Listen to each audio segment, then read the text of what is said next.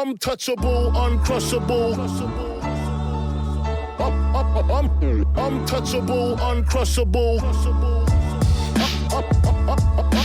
Untouchable, uncrushable. Untouchable, uncrushable. Down, face down. You know the routine.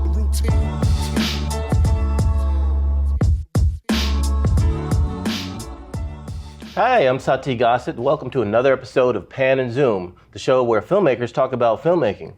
Today we have a special guest, Deep Roy, writer, producer, stuntman, and he's definitely someone that you've seen somewhere before and some places you haven't. Deep, welcome to the show. How you doing, man? I'm doing great. Thank you for having me. Here at Pan and Zoom, we like to talk to creatives about how they got their start. What was their aha moment? Mm-hmm. For you, what was yours? When did you get your start? I started in this business in 70s. Okay. Which is just like yesterday. Mm-hmm. And my dad wanted me to be an accountant. So I was studying accountancy because my dad wanted me to be an accountant to take care of the business in Africa. By the way, I was born in Nairobi, Kenya. My parents were from India. So I grew up the whole 4'4" in Africa. And I moved to London for further education for accountancy. That's the reason he sent me to London. So I did that for 2 years. In accountancy, what happens, if you fail in one, you got to take the lot. I kept failing in taxation. If you pass taxation, I failed in company law. So I did that for 2 years. I was into my final year. I passed a couple of years. I was into my third year. I said to myself, do I really want to sit behind that desk and do 9 to 5? By the way, 9 to 5 was a good movie too.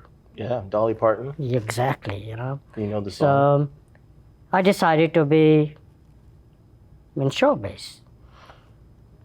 Well, how did that come about? Did you see a flyer? Did you go to a play? Did you go to study an acting class? So I had no knowledge. I didn't know where to start. So I quit accountancy. And my dad said to me, now what? I said, I want to go to drama school. So I went to drama school. Do you remember the name of the drama school and your teacher? It was in Birmingham, in London, somewhere so I can't remember what happened yesterday. How can I remember what happened in the 70s?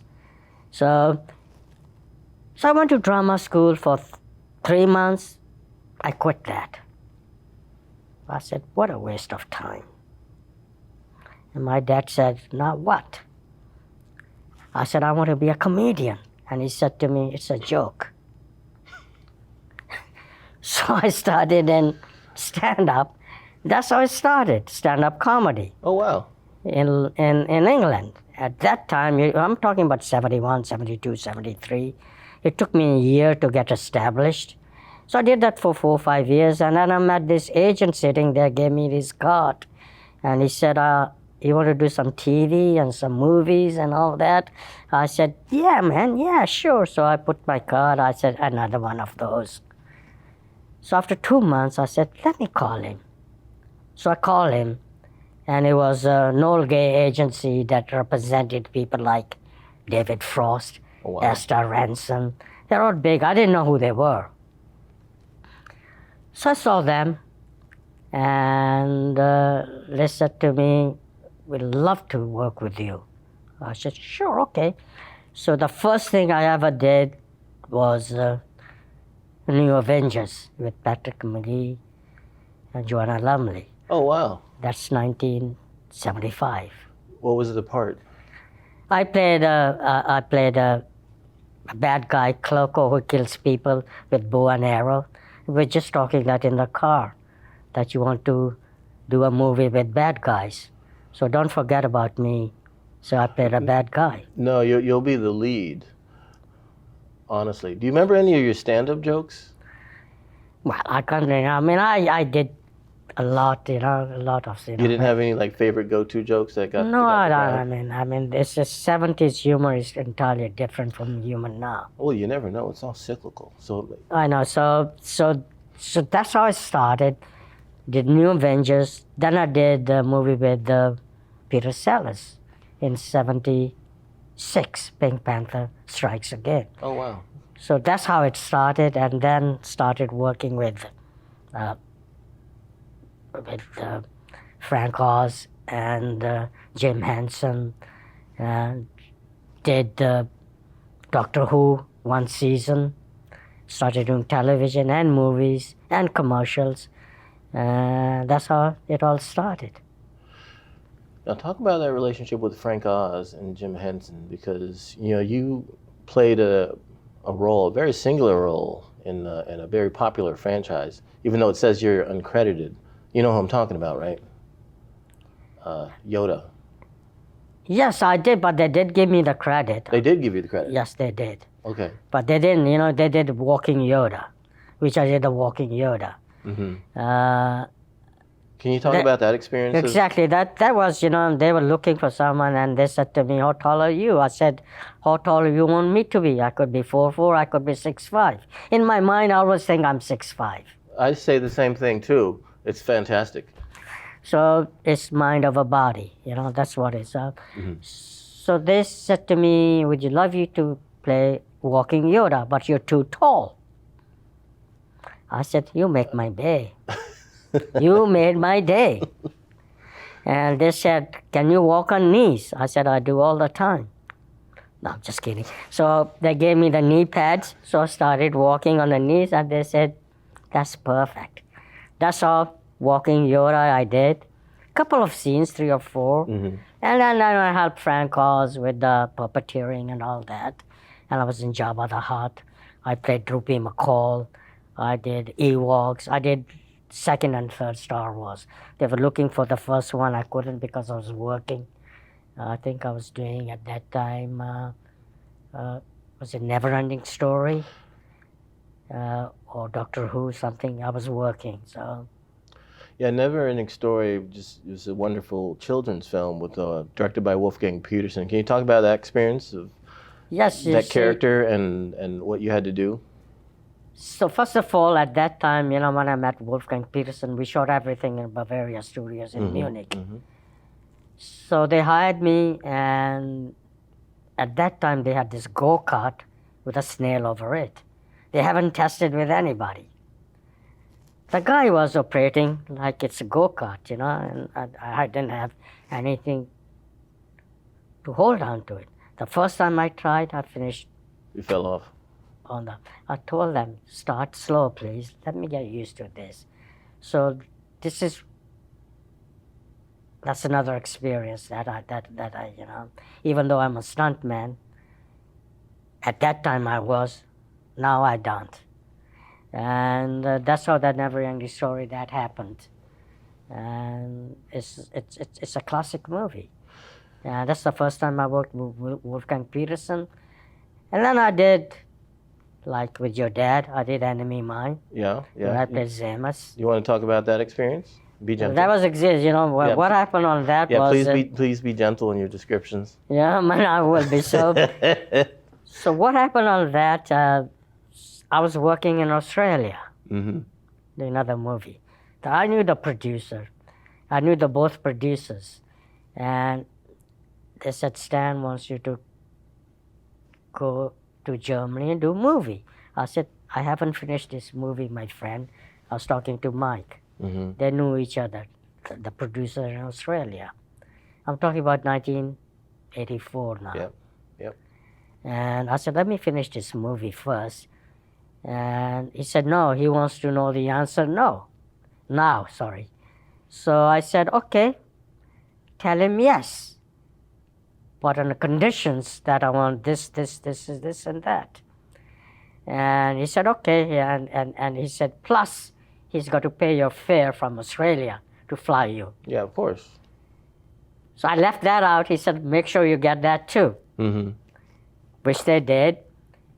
Before I went to Munich, I said I need a week 10 days break because I've been working solidly. So Stan turns around to me, he said, you're going to get 7 days and I'll pay for all that. So a paid vacation. So they flew me from Sydney to San Francisco, did my makeup test and all that for Zemas,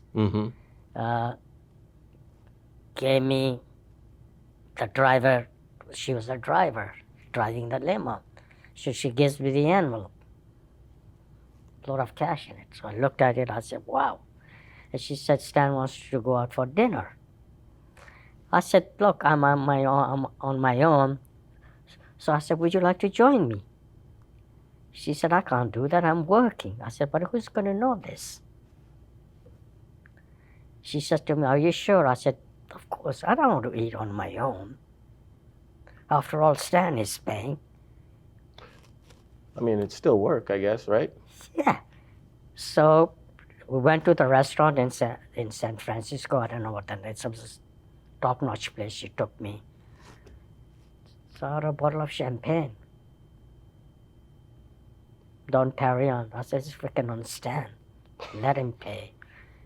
Started having some caviar, some oysters, and then started having some wine and all that. I said, look, I'm going to sleep. Next day I'm going to be flying to Hawaii for 7 days, which he gave me, that vacation, which I did. And then I flew to London and then to Munich and met Wolfgang Peterson for the second time. And they put the makeup, Zemas makeup on me. And as you know, Bumper Robinson was pain in the neck, like Wolfgang Peterson, that said to me, because he was crying all the time. And Wolfgang Peterson turned around to me, I wish your head would match his so that I can do the close-ups on you all the time. So I did everything that I need except Bumper did. He did the close-ups. That's what it was. So that's the question, you know. And I met your dad. Yeah. On that too, you know, and It's by the way, he gave the birth to me to be as a. Well, yeah, and so like in film lore, my dad.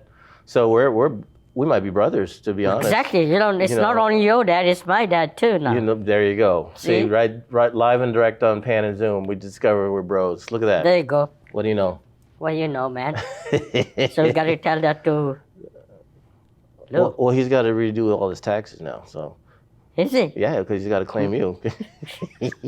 Well, but you're an accountant. You can figure that stuff out. Don't worry, leave it to me. No, you said 1 and 1 equals 11 in the car, so forget it. Never mind.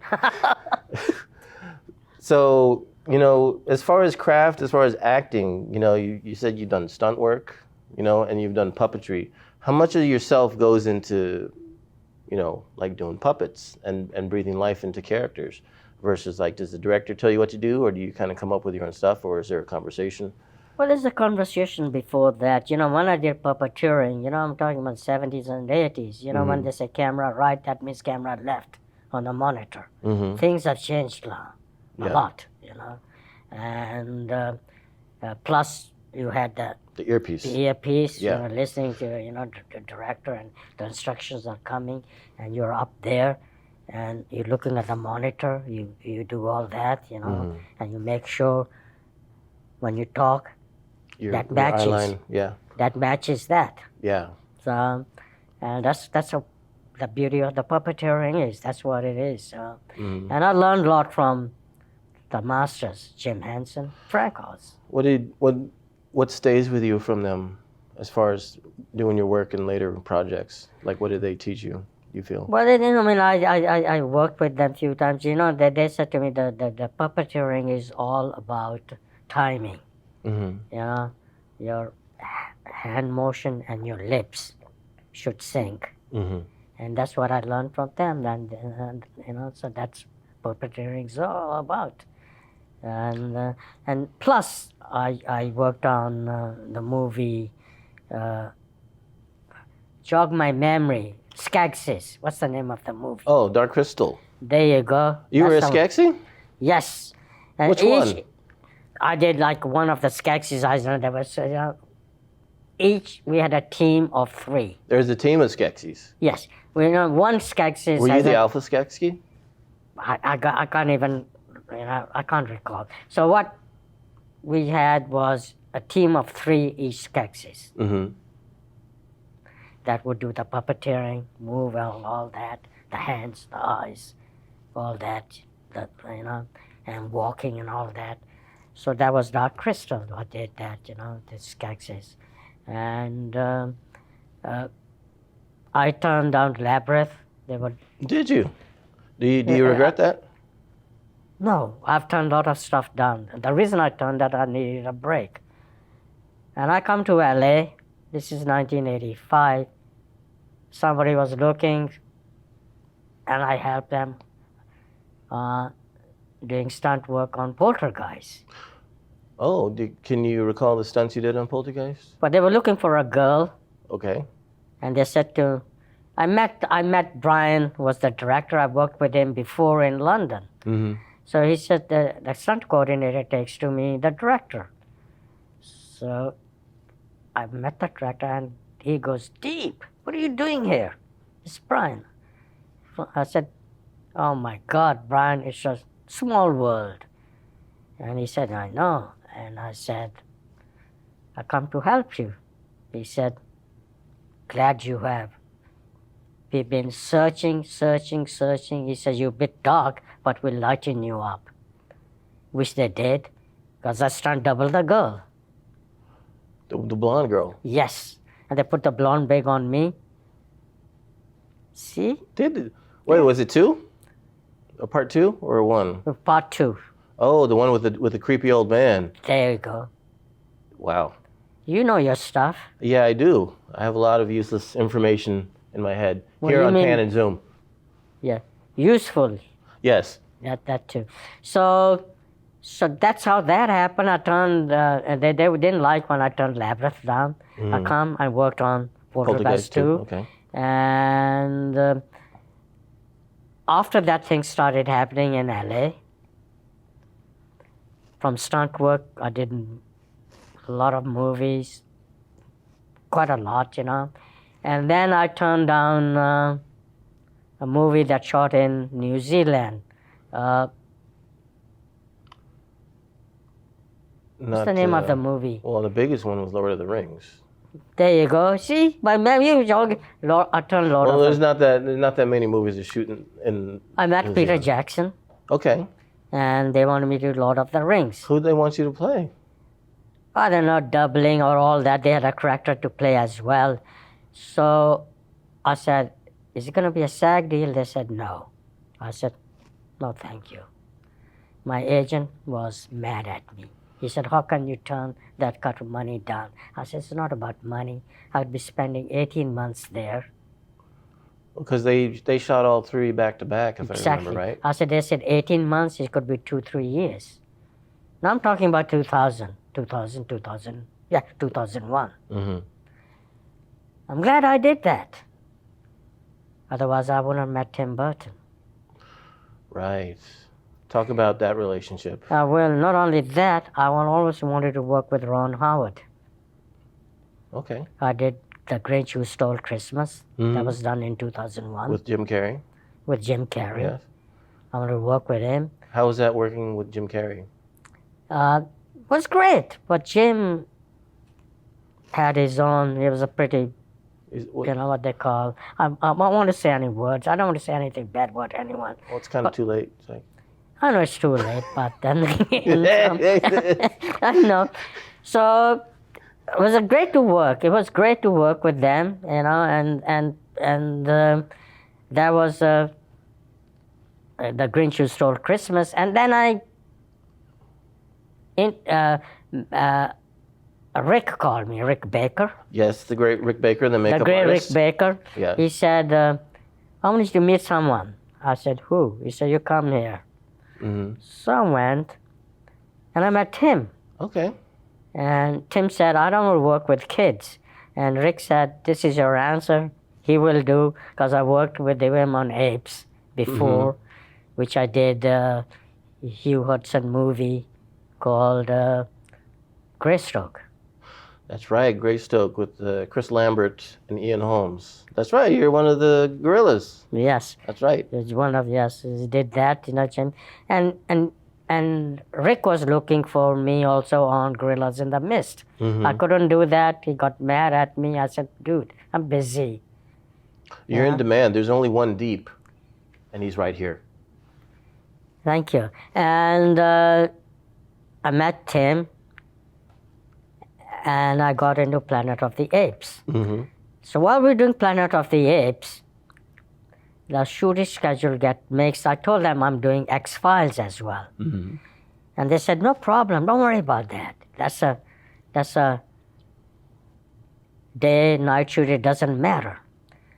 So I was doing Planet of the Apes, so they wanted me to do night work on X-Files.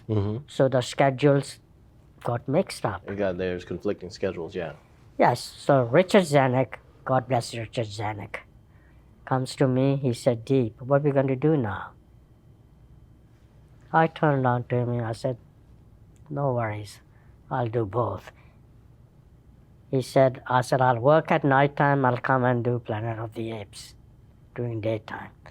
I never slept for 4 days. I took no dose. They provided me with everything they did. And while I was doing Planet of the Apes, there was a scene. I was sleeping in the bed. Tim came and slept next to me. And he said, have a good rest. You've been double dipping. You were double dipping. And I said to him, and that's what first time he said to me, I said, hey, trying to help you guys out. He said, no, I'm just joking. So the artist, the script supervisor took the photo of us sleeping in bed, and he gave it to me. Oh, did. Do you still have it? I have it. I hope you have it framed somewhere. No, I haven't. You need to frame that thing. That's Tim. That's a piece of history. So when we did that, that was the first time I worked with Tim. And then the casting director calls me. She said, Tim wants you to be in... Charlie and Chocolate Factory? No? What's another movie? I keep forgetting the name of the movies I've done. Well, you've done so many. I think you've done over 100 at least that we know of. You know TV the shows. kind, I mean. What's the name of the movie I did, which before Charlie that Tim did? Oh, Jog my memory, Was dude. it Big Fish? There you go. See, you know all the movies. So I did research. Yeah, I know. I did. So the casting director calls. He said, Tim wants you to do Big Fish. I said, okay. So she said, he's asking, are you interested? I said, of course I'm interested. So he said, but you got to fly to Montgomery in Alabama. I said, okay, I'll fly. So they flew me to Montgomery, Alabama. So I see Tim again. He said, thank you for coming, and I've changed my mind. I said, oh, okay. So I'm going back to LA. He said, no. He said, I've extended your part. Okay. They wrote it bigger for you. Yes. And I said, he said, you're going to be throughout the movie. He said, are you happy about that? I said, of course I am, And then he turns around to me. He said, you're not playing the clown. You're actually a lawyer. So I don't need to be clowning around. You're a lawyer trying to help. Danny DeVito is your boss. Oh, wow. So it's a circus movie. You're his lawyer. But you're not a clown. So don't clown around. What do you like about working with Tim Burton? Because he's such a, I don't want to call him eccentric, but he's just a very singular director in his vision and his films. Tim is an artist. He's an actress-director. Yes. All the time, he doesn't do that many takes. He does 3 or 4 different takes, and he says, I got it, you got to do something different. That's about Tim. That's Tim. Tim is very unique. He's got a vision. He knows what he wants. He doesn't do that many takes. Mm-hmm. Yeah. Because you've done 3 films with him? I've done 4. 4, okay. Yeah. I've done 3. I did animation, Mm-hmm. Corpse Bride. I come to that, I mean, when I just finished Big Fish, Mm-hmm. I come back to LA, and people started calling me. Said, Tim wants you to do Charlie in a Chocolate Factory. Especially the costume designer. She calls me, and even his editor calls me. His first AD calls me. So I turned on to him. I said, why doesn't Tim call me?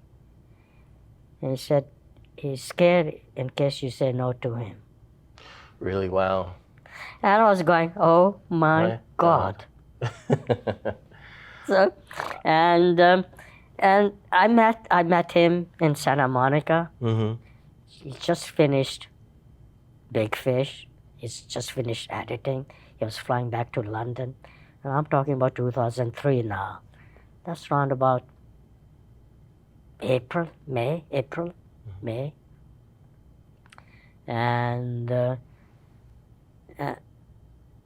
And he said to me, I don't like the script. I want you to play 4 Oompa Loompas. But if you got some work coming, don't turn that down. Because... How many Oompa Loompas did it end up being? Well, I'll come back. Like 50? He said, We're getting close to the end. This goes yeah, by real because quick. I played 165 individual Oompa Loompas. Wow. Individually. He wanted 7 people to dance with me. They couldn't find. I said, I'll do it myself. So you danced with yourself 165 times? Exactly. Okay. We're running short of time, but I wanted to ask you a question. Growing up, you said you were picked on because of your stature, but you end up influencing people like yourself as performers, from Peter Dinklage, Yes. Kenny Baker, Yeah. to Warwick. Yeah.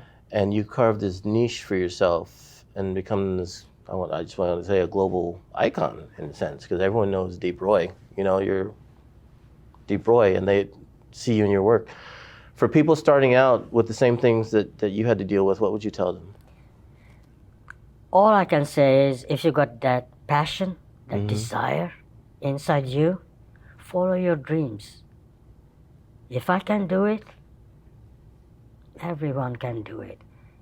If you got that passion, that burning desire, let me say to everybody, go for it. Do it. Wow. That's only my advice is. Plus, who am I to advise anybody? I'm still learning myself. Amazing. You know what they say? Success can't be measured. It's the respect that counts. And the reason that is because your mind says more. Your heart says no. That's where the contentment comes. So I'm very content. Amazing. And with that, we're going to wrap things up. I thank you so much, my brother. Turns out, Deep Roy. Thank you so much. Thank you for participating in this episode of Pan and Zoom. I'm Sati Gossett, and until next time, keep on filming. Thank you.